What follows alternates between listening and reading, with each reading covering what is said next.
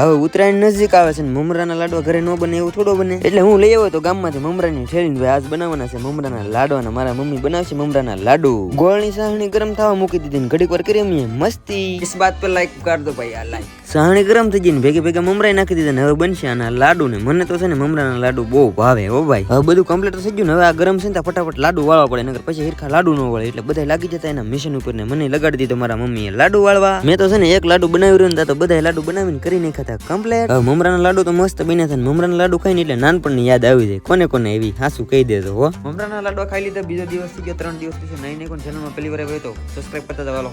Bye bye.